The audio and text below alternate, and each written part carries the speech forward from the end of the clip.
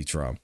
And we had some interesting news about a former assistant that worked for Diddy. Not only did he testify last week, and we're going to get into his testimony shortly, but he testified and he was granted immunity.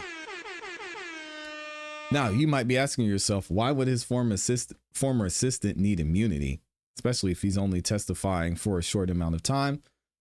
Well, one reason I could think of is he doesn't want to be mentioned in this RICO. So we're going to go ahead and get into the update here from ABC News, and then we'll read some of his testimony from last week. Y'all make sure you like the video on your way in. Here we go. Now to the Sean Diddy Combs sex trafficking trial. A former employee of the music mogul was granted immunity today. Without it, George Kaplan signaled his intention to invoke his Fifth Amendment right against self-incrimination. Now that he's got immunity, Kaplan is expected soon to take the witness stand. Earlier today, prosecutors called an expert witness, psychologist Dr. Dawn Hughes. She testified about why it's common for victims to stay in abusive relationships. And we're going to get into Dawn Hughes' testimony as well. If y'all are watching this video, make sure you check out the next video where we review and go over Dawn Hughes and not only her background, but also her testimony specifically. Dawn, she's been involved in a lot of these high profile cases like R. Kelly, Johnny Depp, and we'll get into that at a later point. About why it's common for victims to stay in abusive relationships. Combs has pleaded not guilty to all the charges. His lawyers argue that any acts of assault do show domestic violence, but not coercion or evidence of trafficking. Those are the big charges. Legal contributor and trial attorney Brian Buckmeyer joins me now outside of court. So, Brian, you've been in this court. How significant is this immunity It's definitely deal, smart for him to get immunity. Terry, it's a big deal because just think about the confines of how that immunity deal works. We heard that Kaplan would have pled the Fifth if he was to take the stand, meaning that his statements would have incriminated him. And don't forget, this is a RICO conspiracy case, so two or more people conspiring to commit criminal acts. And so the idea that I'm seeing here is that Kaplan would have testified to something that would have incriminated him and Sean Combs. Now he doesn't have to worry about incriminating himself, and he can give a full breath testimony as to what criminal actions he participated in, and more likely than not, how he did so at the behest of Sean Combs. And the directions of this case is going to turn, I think, in a way that shows this criminal enterprise is bigger than what we initially thought. Yeah, and psychologist Dawn Hughes on the witness stand today, Brian, testifying about victims in abusive relationship. She's not interviewed anyone in the case directly. What do jurors do with testimony like this?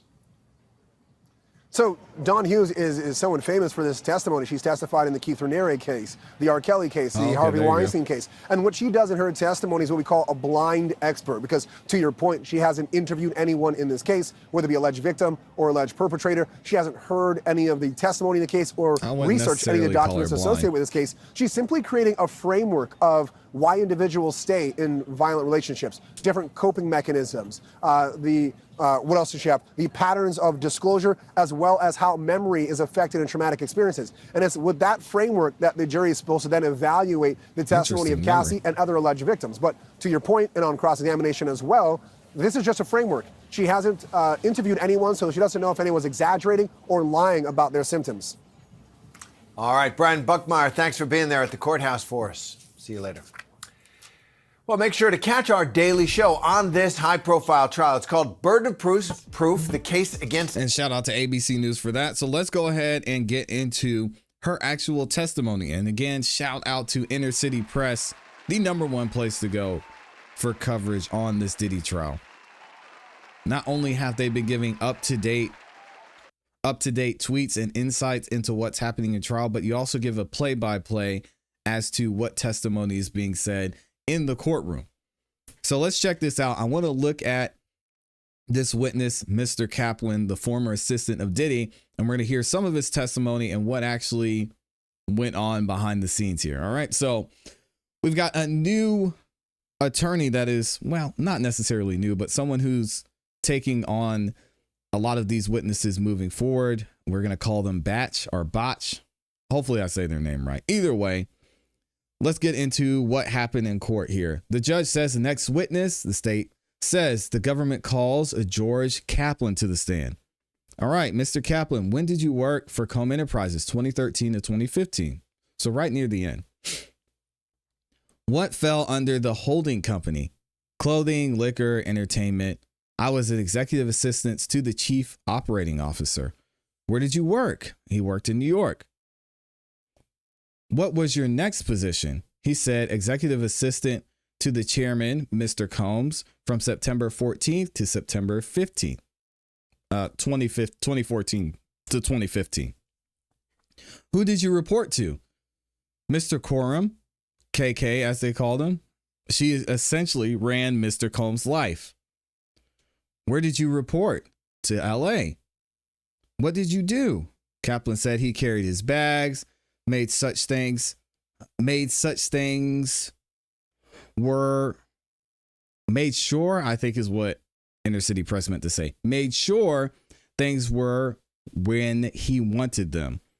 As he trusted me more, he had me around more. I set up his hotel rooms and such and such. How many hours a week? 80 to 100 hours a week. Sheesh. How much did you get paid? $125,000 a year to start. What did you do in the morning? Make sure everything was in the bathroom. The breakfast was cooked. He was recording a mixtape, so we worked late. All right, let's keep going here. Who was his security? Uncle Paulie, D-Rock, Ruben, later licensed security in the second half of 2015. How frequently did you communicate with Mr. Combs? Multiple times a day. Things could be found in the back, an iPad, drugs, whatever. Did he threaten you? He threatened my job. How often? Maybe monthly. Oh, Lord. He say he was only to be surrounded by the best people and that he wasn't. For example, he went for me for a 1 liter water. I brought back 2 half liters. He said no. Okay, so I think he wanted for me to bring a 1 liter. Okay. Anyway, Estate says, how did you travel? On his jet or going in advance to make sure it's all set up? How did you set up the hotel rooms? There was a bag. I unpacked it. Clothes, candles, Astroglide, baby oil. Oh, God. Who bought this? Often me. In what cities did you set up hotel rooms? And we can see here through his testimony maybe why he needed immunity. He brought the baby oil. He brought the Astroglide, the candles, maybe some recording devices. Yikes. In what cities did you set up hotel rooms? LA, New York, Miami. In LA, Mr. C, Bel Air, the C, and the Intercontinental. In New York, Trump by Columbus Circle. In Miami, the SLS. How was it booked? Frank Black, based on Biggie Frank White. Would you clean up the rooms? Yes. Bottles of baby oil, Gatorade. Once brown crystallized powder on the counter of the bathroom sink. Oh. Why did you clean up? Not the hotel staff. It was implied. Protect his public image. I was keen on doing that. So he was the cleanup man. Explain. And then there's an objection. Overruled, says the judge. I found hotels would sell photos to newspapers to shame guests. Interesting. Did he reach out to you from the room? For food, clothes, sometimes drugs? I did. What drugs? Dope kit or DOP kit. Illegal drugs? I object to the same term, illegal. What other drugs? Advil, ketamine. What's he asking for? I picked up drugs for him. MDMA. Who asked? Diddy asked in LA and in Miami. And then he says, in Miami, Diddy asked me to call a person. He came and gave me a bag of pills, MDMA. I gave him cash. I gave the pills to Diddy. And in LA, I went out and met the person in Hollywood. I gave money. He gave me a bag. And the judge says, we will break for the day. Oh my goodness. So I wonder, there was a gentleman that was arrested in connection to Diddy. And it seemed like this was the person who was Diddy's drug mule, essentially, that ran drugs back and forth between Diddy and maybe Mr. Kaplan. So I wonder if his testimony is going to be coming up next. Let me know what y'all think about this, because we've got a little bit more. As we know, Mr. Kaplan came back the following day and testified before Kid Cudi took the stand. So I want to get into his testimony once he came back the next day, because we still get to hear some interesting information from him. Here we go. So the court comes back in session. They're getting ready for Kid Cudi. The judge says, let's get Mr. Kaplan back on the stand. And he comes back in. The state says, when did you carry cash for Diddy?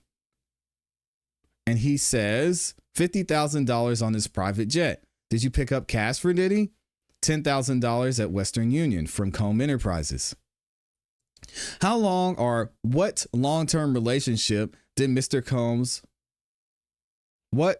long-term relationships of Mr. Combs were you aware of? Cassie, Kim, Gina. Uh-oh, who's Gina? Who was Kim, the mother of his children? Cassie, his girlfriend. Gina, another girlfriend. Man. The state says the jet flight to Las Vegas. What was the layout of the jet? He says there were 4 chairs, our partition. I had a partial view over my right shoulder.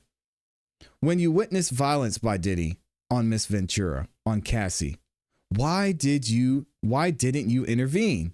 He said, my career. Oh, dang.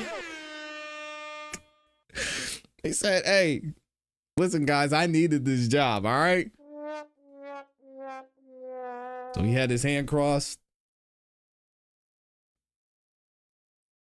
It's a cold world, man. After the last glass breaking, what did Diddy do? He came forward. Cassie stayed in the back. He asked me to get creams to conceal the bruising on her face. Oh, this was at the hotel, must be. How did you pay for it? Corporate credit card. Rico. Why did you leave Comb Enterprises? I didn't think I should be covering things up, like buying the witch hazel. Also, my father had prostate cancer. Oh, that's terrible. Any of violence? He threw things at Gina in the entryway of the main home to the Star. I don't know what that is. What was he throwing? Green apples. How hard? Very hard. Later, I took the medicine bag into the room. Mr. Combs waited for me to leave quickly. Then what? I heard Gina at the gate and male voices. Who? Security, he says. When you left, what did you do? He says, I collected myself, then went to work for an integrated marketing firm. Right now, we get to cross-examination, and this is led by Diddy's lead attorney here, Mr. A, because Agnifilo. I always mess up his name. I think it's Agnifilo. Y'all correct me in the comments. So, cross-examination. Why did you go to work for Comb Enterprises? He was an incredible entrepreneur. True. I have learned from him. What did Brian do as the COO? Ensuring profitability of each unit. I was an employee when Revolt TV launched. Tell me about it. We're on the 6th floor of the 1710 Broadway. Everyone was there. It was momentous. Diversity was important to Diddy, wasn't it? Specifically for African Americans. What did Blue Flame do? Marketing for Ciroc. What is Diageo? They own Johnny Walker and others. Diddy set up a marketing entity for Ciroc. Your job, what was it? For example, Diddy would say, we are going to leave the house. He meant 3 to 5 minutes. I had to check the list for the bags and toiletry. It was a bad look in me. It was a bad look for me, I think is what he meant to put, if something wasn't there. Is there a binder near you? I can't read that. It says Southern District. I'm handing you something to refresh your recollection. Take a look, as long as you want to. You ran an off-site training, a graduate from Harvard Business School, also Kenny Burns. I remember. You were effective, right? I worked hard. I don't know how you'll answer. Was it good or bad? It was complicated. Interesting. He didn't need to yell at you when you had brought 2 waters. He didn't need to yell at you when you brought 2 waters. I worked hard. Okay. Who was Biggie? A huge rapper who unfortunately passed away. Wasn't Biggie's birthday a holiday at Comb Enterprises? Yes. Was it in creative environment? Absolutely. It attracted all kinds of creative people, lawyers, musicians, advertising people. A few specific questions. You used a corporate credit card? Yes, I did. How did Mr. Combs pay? He says KK held his wallet with a black Amex in it.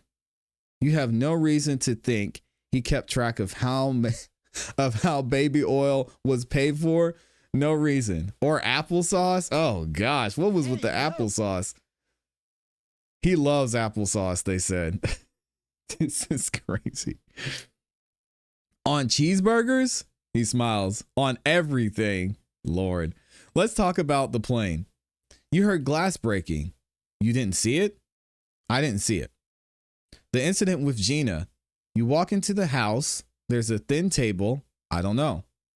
You don't remember how a person could get out of the gate at a 2-star island? No, I just heard screaming and commotion. Screams of terror, or how can I open this gate? I don't know how to distinguish between the two. It's a fair answer.